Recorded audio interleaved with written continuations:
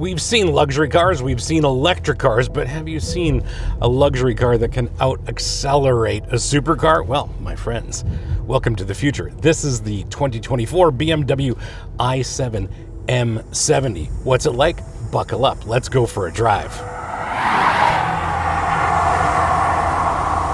I'm your host, Brian Makse, racer, lover of driving fast, fun things. And on this channel, you get reviews for drivers from drivers. In this episode, we're going to have a look at what's going on underneath the skin of this i7 M70. As well, we're going to have a look at how it interfaces to the human behind the wheel. And of course, we're going to look at its performance as well as its handling dynamics. After that, we're going to get into how you should specify your i7 M70 if you're looking at one of these, and maybe what the competitive set looks like. And finally, we're going to end this episode with my verdict about this i7 M70. And before we get into what it's like to drive, let's have a look at this in a little more depth.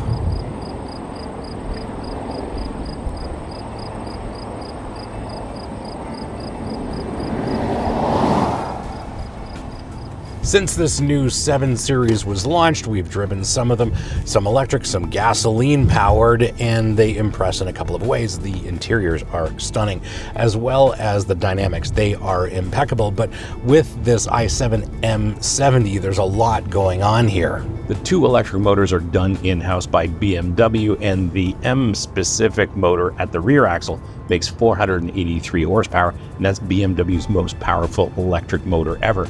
Combined, they make 650 horsepower and 749 pounds of torque. But if you engage M Sport Boost, it'll make 811 pounds of torque for a short burst. The battery is 101.7 kilowatt hours with a max charge rate of 195 kilowatts. Range is a promised 285 miles or 483 kilometers. And because it's got an M badge, there is, of course, launch control. BMW engaged famed composer Hans Zimmer for the iconic sounds, which we will talk about in a little bit. Four-wheel steering suspension uses double wishbones at the front, 5-link at the rear with adaptive air springs, adaptive dampers, and active anti-roll bars. Brakes are massive with 4 piston calipers at the front, single piston at the rear. Wheels and tires are 21s, and these are optional, and curb weight of this i7 M70, wait for it, gasp, is 6,100 pounds.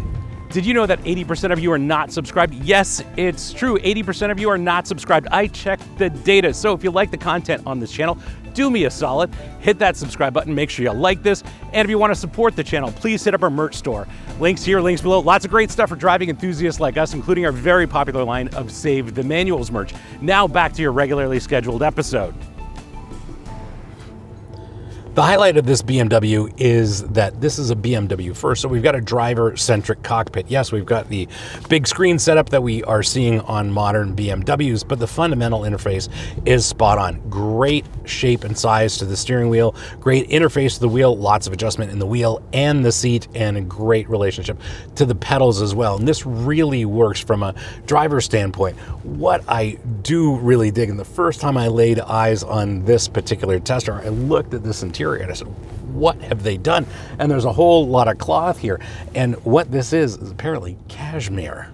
Even though this BMW has M badges all over the place, these seats are definitely more luxury-oriented than sporting-oriented.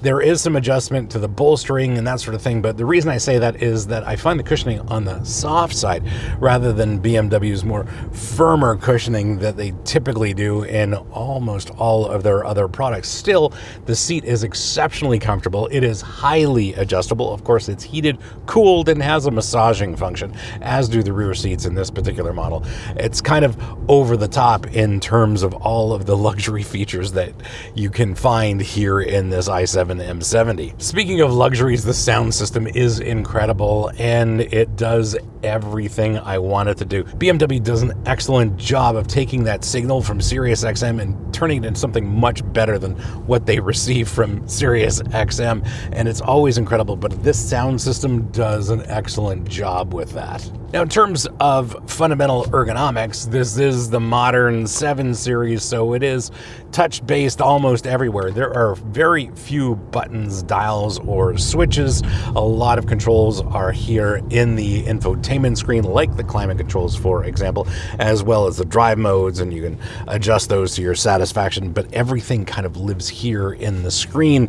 And we do have BMW's iDrive controller, which just feels great here in your hand. They've done a great job of making this feel fantastic as well. The shifter, this switch is seemingly crystal, feels great, and it's got a positive mechanical feel, so I don't mind this setup at all. I realize why they do, and that's to keep this area clear of a traditional style of shifter, but it all works very well here.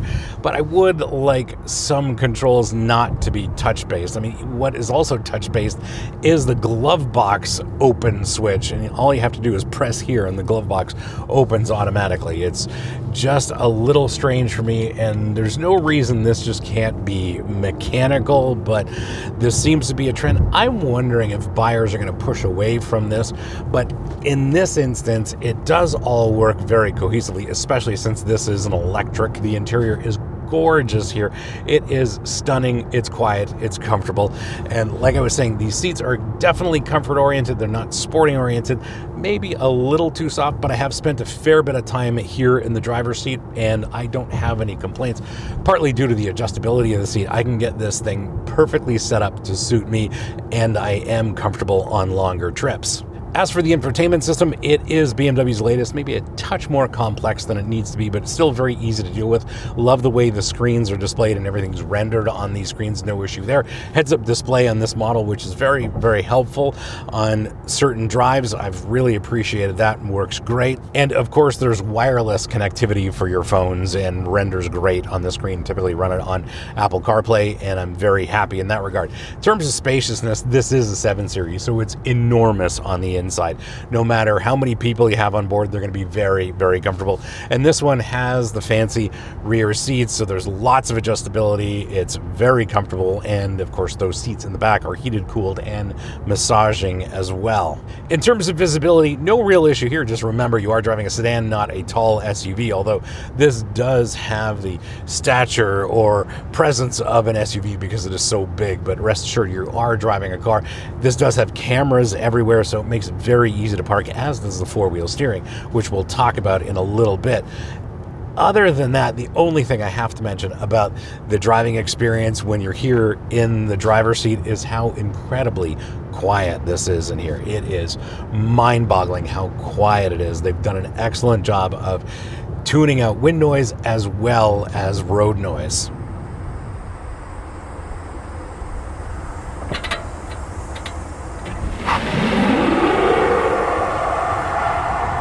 BMW's official 0 to 60 number for this i7 M70 is 3.5 seconds, and there's no way that 3.5 seconds is the real number.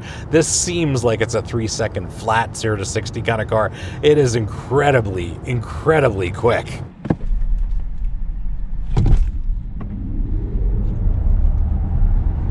The acceleration is so violent it makes your face look like you've had instant Botox, which coincidentally is probably something the target demographic is familiar with. Am I right? What is interesting about this drivetrain, and it's something I learned recently, BMW produces their own electric motors, and that's appropriate because M in BMW stands for motor, and BMW is making their own for their EVs, and that brings a whole lot of authenticity to the driving experience. And on top of that, when they're involved in the engineering of these things and get involved into tuning something with an M badge like this M70, they have a little bit more control over what's going on. And in terms of responsiveness, these are incredibly responsive, not only just in terms of in a straight line, but also in terms of torque distribution between each wheel as well as front to rear axle. They do an incredible job distributing torque to all four wheels, and that is something only a company like BMW can do because they have got this down pat. This car is so sure-footed in any kind of driving condition. Sure, I'd like to try it in snow, but this isn't the time of year for that. But the all-wheel drive system, given how much power and torque that it's putting down, it puts down all of that power and all of that torque perfectly every single time you ask for it. Just like now. Wow. This is incredibly quick. With a lot of performance-minded EVs, you find the manufacturer to limit the top speed of these things. But in this case, this BMW is limited to 155 miles an hour, which is more than enough for the Autobahn. We need to talk about these iconic sounds that Hans Zimmer has composed for this car. Listen to this. That's wild. I had to take one of my neighbors for a spin in this thing, and he said, you know you're living in some bougie times when your car needs a Hans Zimmer soundtrack just to move. Next thing you know, Spielberg's going to direct your windshield wipers. Not only does it make funky sounds, but it is incredibly sure-footed, exiting an on-ramp onto the freeway when there's some dampness on the road. I just cannot believe how well this car puts down all of the power and the incredible amount of torque that it makes.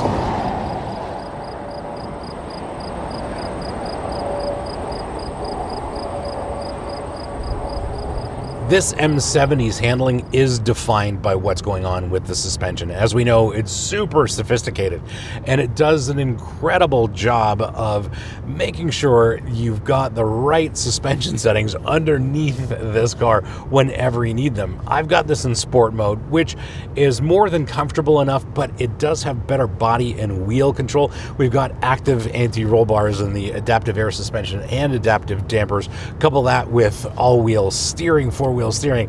This is just an incredibly well-behaved car and well-resolved from a handling standpoint. The suspension in this M70 is just incredible. I don't know how they've done it, but it is very sophisticated and delivers on all levels. Even here in sport mode, when we're going through the corners, there's very limited body roll, and we are talking about 6,100 pounds of mass that they have to control.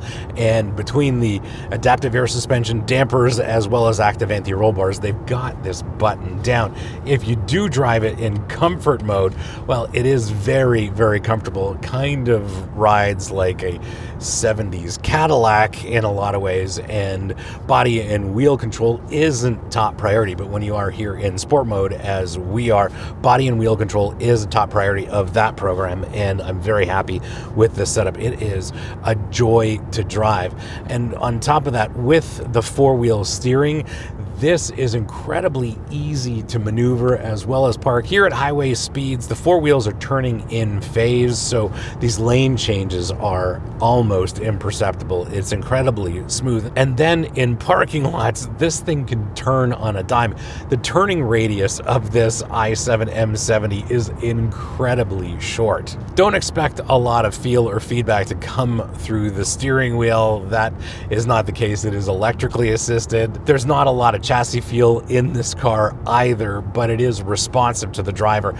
And as far as I'm concerned, everywhere I've gone, whether I'm throwing it into the corners and enjoying myself or just looking for a comfortable ride, the suspension can kind of do it all. You just have to be on top of drive modes. Again, I drive this on the most sporting suspension setting, and to me, this car is very, very happy in the sport suspension mode. One area where I'd like to see a little bit of improvement is in the braking system. Very happy with one pedal operation when we're just driving around. That works fine. But every time I have to transition over to the brake pedal, that brake pedal has a soft initial application to it, and it's a little bit vague at the top. I'd like to see a little bit more refinement in terms of that brake blending between regenerative braking and mechanical actuation from the brake pedal. It's not as perfectly refined as I would expect in a BMW, but braking is incredibly powerful. I've had to jump on the brakes here a couple of times, and these brakes are just outstanding in terms of their ability to slow down this 6,100 pound 7 Series. One thing I should mention is the advanced driver assist. There's a lot of technology, but this does have BMW's latest system, and what we are doing right now is driving along on their Assist Plus. What that means is I have to keep my eyes forward because there is some driver monitoring here, and as long as I'm doing that and paying attention, this system will take over on clearly defined roads. Unfortunately, in this part of the world, the road markings are so poorly defined, the i7 has a hard time discerning where the lanes are, and that's not a fault of this car, it's a fault of this province. And just watch, like, I have no concerns about a U-turn, and no sedan this big should be able to make a U-turn in that space.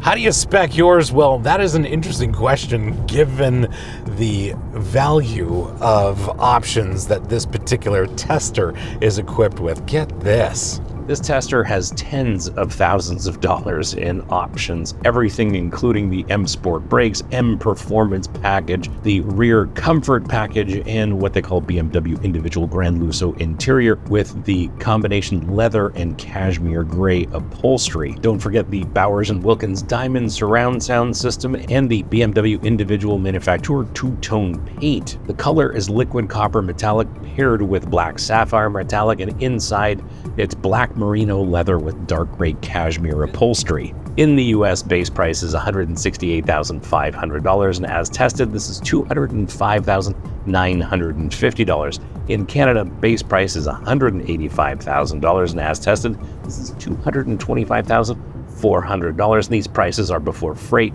local taxes, and incentives. In terms of speccing yours, well, mechanically, this is kind of the way to go.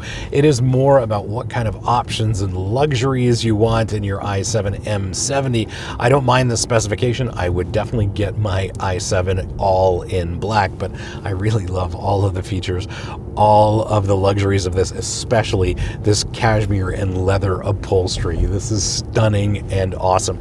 And as far as I'm concerned, it's like as if BMW has been listening to me for years saying we need some amazing cloth upholstery in premium and luxury vehicles, and they have definitely delivered.